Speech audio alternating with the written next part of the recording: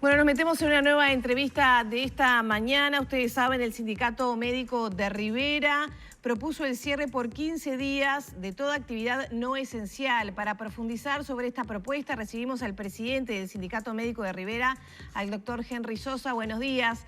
Gracias por estos minutos en Arriba Gente. Buenos días, Lorena. Mucho gusto y muchas gracias por la entrevista. De hecho, habíamos combinado que estos días hasta hoy la doctora Alejandra Guadalupe, que es nuestra secretaria, y el doctor Víctor Requi fueran quienes de alguna manera estuvieran conversando con la prensa respecto de nuestra propuesta.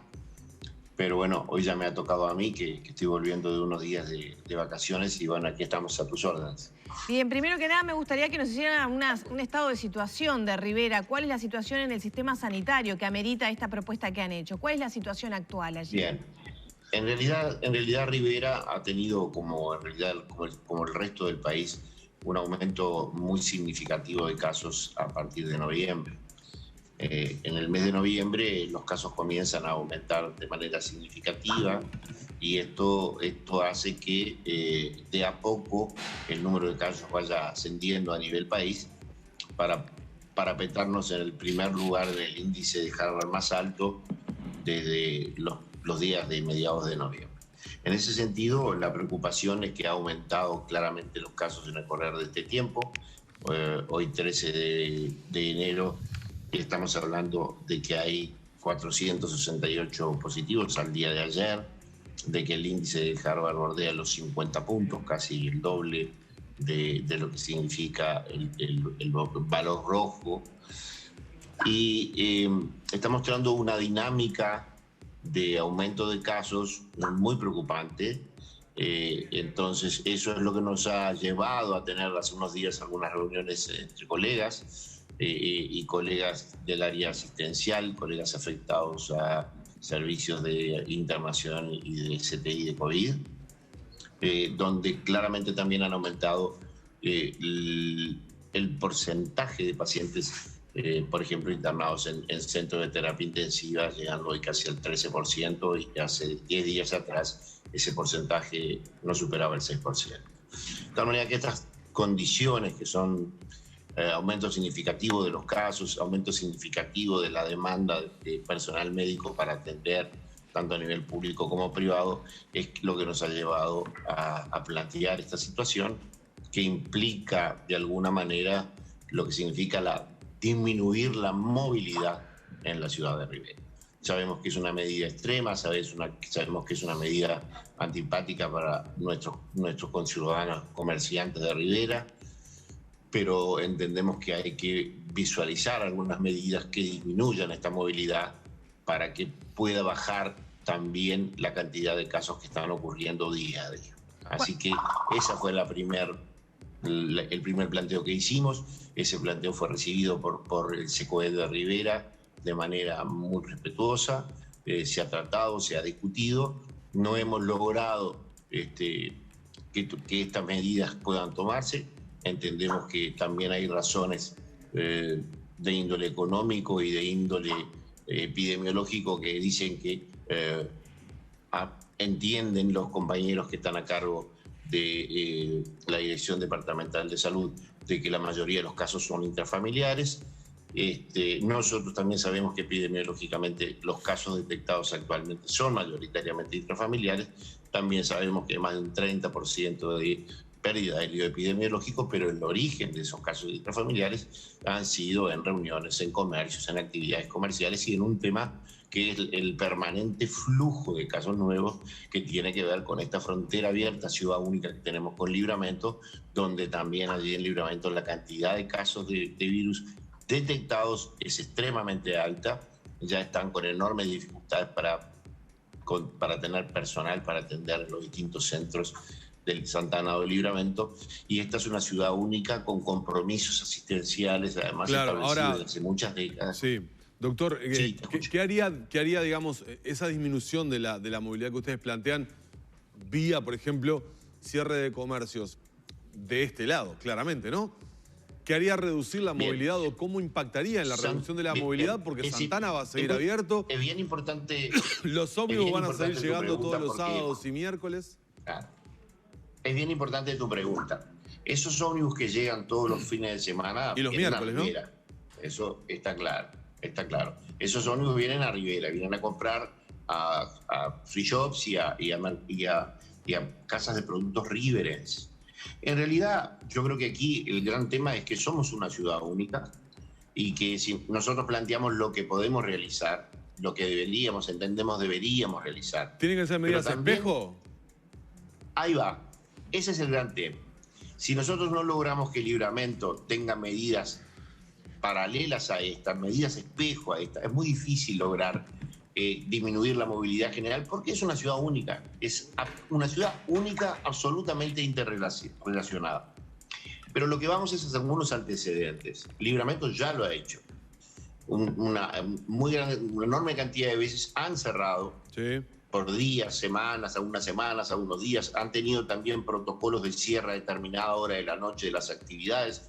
Es decir, esto ellos lo hacen porque además el municipio de Libramento tiene la capacidad de decretar estas acciones, cosa que el municipio en Uruguay, porque la Intendencia de Rivera no lo puede hacer y requiere de medidas nacionales. Entonces, lo que nosotros estamos motivando permanentemente al SECOED, a las autoridades, es a buscar ese interrelacionamiento más intenso, que no está siendo fácil con Libramento, para que las medidas que se tomen sean medidas de espejo y lograr disminuir la movilidad de toda la ciudad única, Rivera y Santana Libramento, para que esta disminución de casos de hecho se pueda dar, porque estando siempre en este tema, en este límite de casi 500 casos, doctor, es preocupante. Claro. Es preocupante. Y el gran problema es el nivel de respuesta médica a los casos que comienzan a aparecer. Claro. Doctor, en su momento, con muchísimo menos cantidad de casos, se había instalado una comisión binacional para trabajar en el tema. Bien. ¿Esa comisión está funcionando? Sí, le puedo hacer un breve relato histórico de esta situación porque nosotros la vivimos, la acompañamos en aquel caso. Recordamos muy bien el doctor Salinas, el ministro, cuando los primeros casos de Rivera comienzan a aparecer, se dedica durante 40 días para lograr un convenio binacional para hacer de alguna manera un trabajo conjunto, sí, tanto en el seguimiento de casos como en el pesquisamiento y los mecanismos de detección, es decir, los test. Eso demoró 40 días para realizarse. Luego esos 40 días, que estamos hablando ya más del mes de fines de abril o mediados de abril, se logró de alguna manera compatibilizar los esquemas de trabajo. Luego de eso se fue haciendo cada vez más difícil ese trabajo conjunto. Brasil siempre tiene alguna excusa al respecto de las dificultades, de que no le llegan materiales, de que no tienen cantidad suficiente de PCR. Es decir, ha sido muy difícil.